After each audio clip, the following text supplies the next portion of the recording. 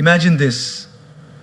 You're walking peacefully, sipping your chai, enjoying a good day, and then someone comes, says something rude, and your whole mood crashes. Just one sentence, just one look, and suddenly you're burning inside. But pause for a second. What if I told you the most powerful response is not a reaction, but a redirection? Friends, in life, people will hurt you. That's not a maybe, it's a certainty. Some do it unintentionally, others, sadly, very intentionally. But how you respond will shape not just your relationships, but your character, your peace, and your future. We live in a world where everyone's racing to give a comeback. Someone shouts, we shout louder. Someone disrespects us, we plan revenge. But the truth is, when someone hurts you, don't react instantly. Just do this. Pause, breathe, and respond consciously. Let me share a little story. A monk once asked his teacher, "How do I know when I've truly grown in wisdom?" The teacher smiled and said, "When someone insults you and you don't feel the need to prove them wrong." Wow, that hit me. Because isn't that what maturity really is? It's not about how sharp your tongue is. It's about how still your heart remains when chaos surrounds you. Life will give you many opportunities to react. But the wise ones, they learn to respond. So next time someone hurts you, before you react, take a pause, breathe, observe, and choose your response. You're not just preserving your peace, you're building your power. Let them throw words, you throw wisdom. Let them bring chaos, you bring calm. Let them try to shake you, you stand still like a mountain. Because when you master your reaction, you master your life. In a world where everything moves fast, messages flying in, tweets flying out, we've gotten used to instant responses. Someone criticizes us, we reply in seconds. Someone hurts our feelings, we send that angry message back. It's like life has become a tennis match. You hit, I hit back harder. But in this rush to react, we often forget to reflect. Think about this. Have you ever sent a text in anger only to regret it 5 minutes later? Or shouted at someone during a fight and felt guilty for days? That's the cost of reacting. Reaction is immediate. It's emotional, it's raw, but more often than that, it's reckless. Reflecting, on the other hand, is where wisdom lies. There's a story of a man who was walking in the forest and got bit by a snake. He screamed in pain, but instead of seeking help or treatment, he chased after the snake in anger, determined to punish it. He ran deeper and deeper into the forest, losing his way, getting more injured, more exhausted, until he collapsed. Now the question is, did the snake cause his downfall? Or was it his reaction to the snake? That's how many of us live. Someone says something to us, a rude comment, a sarcastic jab, or just a look, and we chase after the pain with our reaction. We carry it with us all day, sometimes all week. We go home and tell everyone how hurt we are. We post about it. We replay it in our mind like a movie stuck on loop. But what if instead we just paused and reflected? Imagine someone honks at you aggressively while driving. Now, one option is to scream back, speed up, and let road rage take over. But what does that lead to? Stress, anxiety, maybe even a dangerous accident. But another option is to smile softly, take a deep breath, and think, maybe they're having a bad day, maybe they're rushing to a hospital, Maybe they just lost their job. You don't know their story, but you know yours. And your story is too precious to be ruined by a moment of someone else's instability. Reflection gives you space to see beyond the moment. It allows you to observe your emotions without becoming a prisoner of them. It's like the difference between a spark and a wildfire. The spark is the moment someone says something hurtful. But the wildfire, that's what you create when you pour your reaction onto it. Gaur Gopal Das often reminds us our emotions are like guests. They come and go. But if we react immediately, we become permanent hosts to temporary visitors. When we reflect, we let those emotions pass without giving them the keys to our peace. Let's take a real-life example. Suppose you're at work. You've worked hard on a project for weeks. You finally present it in a meeting. And instead of praise, your boss picks on small errors in front of everyone. Your face flushes, your ego burns, the urge to defend yourself kicks in. But in that moment, if you react, if you argue or walk out, you lose more than the argument. You lose trust, you lose your cool, and maybe even your credibility. But if you pause and reflect, something magical happens. You might realize your boss was under pressure, or that the feedback, though harsh, can help you improve. You might decide to have a calm conversation later, rather than create drama now. That's the power of reflection. It gives you control over the moment instead of being controlled by it. Children react, adults respond. The difference? Reflection. When someone hurts you, try this. Step away for a moment. Go for a walk. Write down what you're feeling. Talk to a friend you trust. Give yourself a few hours or even a day before responding. You'll be amazed how differently you see things once the emotional fog has cleared. Your dignity, your peace, your happiness, none of these should be sacrificed just because someone else lost control of their behavior. When you react, you mirror their behavior. But when you reflect, you rise above it. Every time you resist the urge to react, you're training your mind to operate from wisdom, not wounds. And this training, over time, makes you unshakable.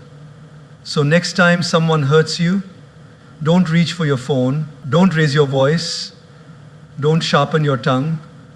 Just take a breath, close your eyes, and reflect. Because true power lies not in how consciously you choose to.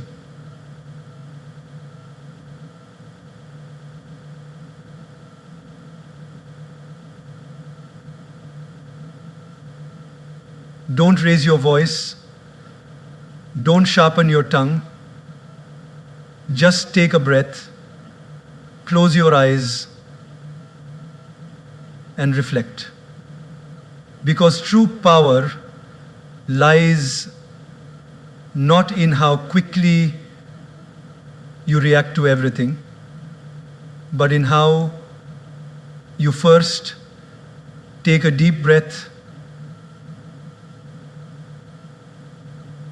There is a simple wisdom in something we all do every second of our life: breathe.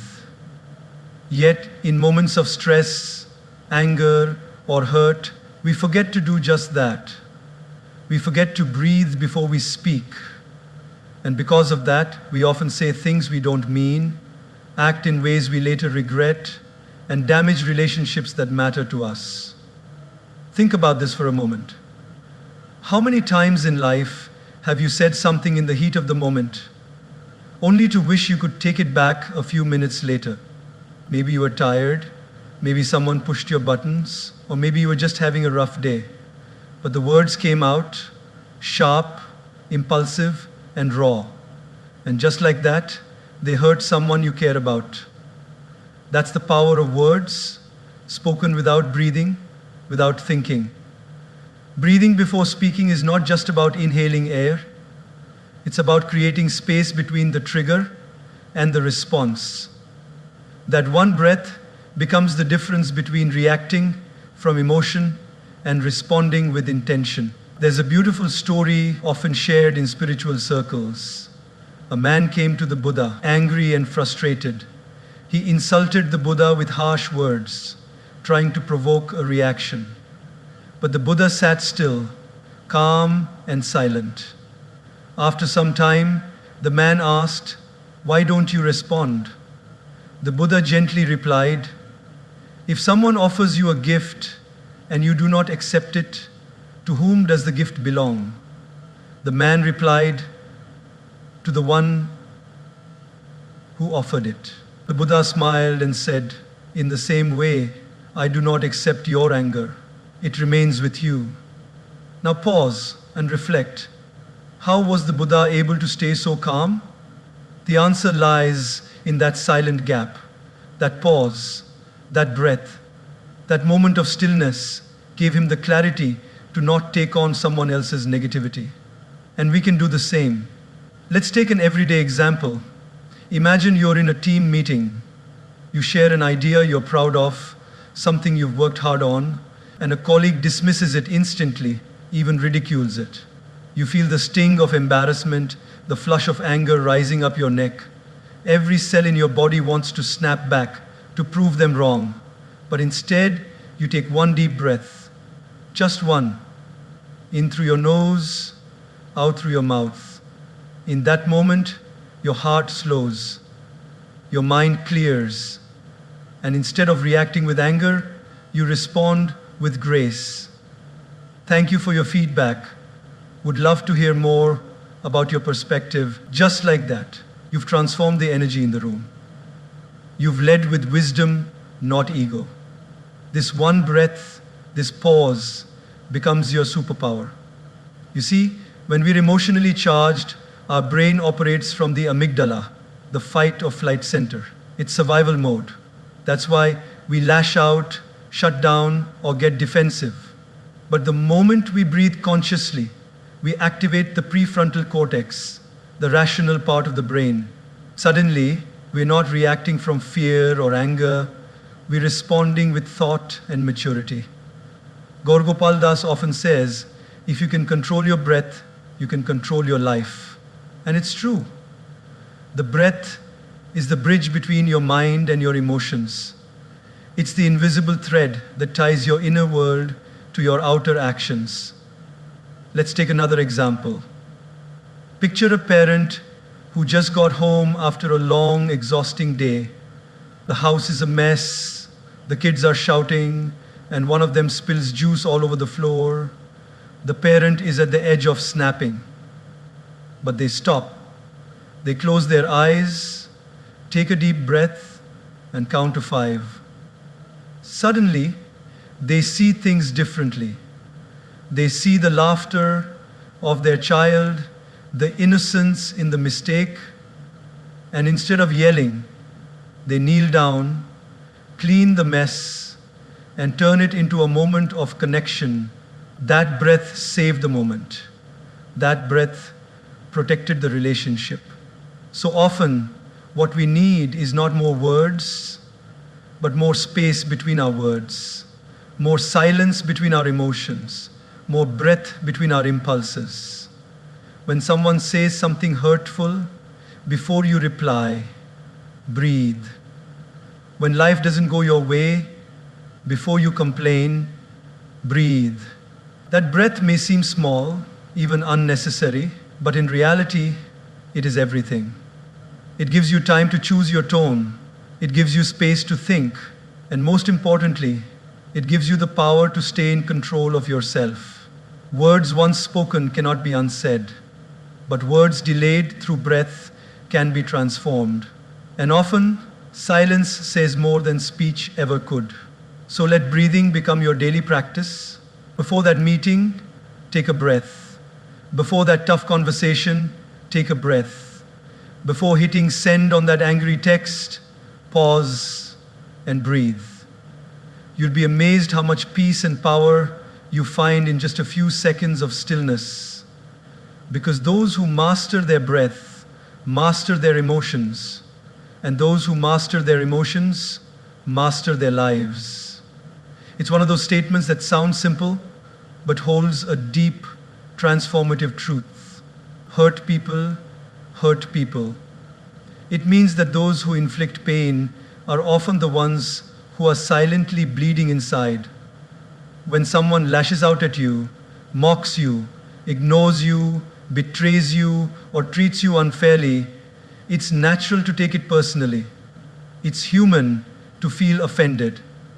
But the moment we look beyond their behavior and try to understand the pain behind their action, something changes in us. Our heart softens. Our reaction transforms into reflection, and instead of returning pain with more pain, we begin to respond with compassion. Picture this. You walk into a bakery, smile at the cashier, and cheerfully say, "Good morning," but she just glares at you and grumbles, "What do you want?" For a second, your pride kicks in. How rude! Who does she think she is?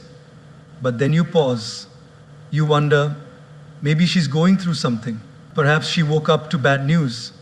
Maybe she's struggling financially. Maybe her child is unwell, or she had a fight with someone she loves. You don't know her story, but suddenly your story doesn't have to be affected by hers.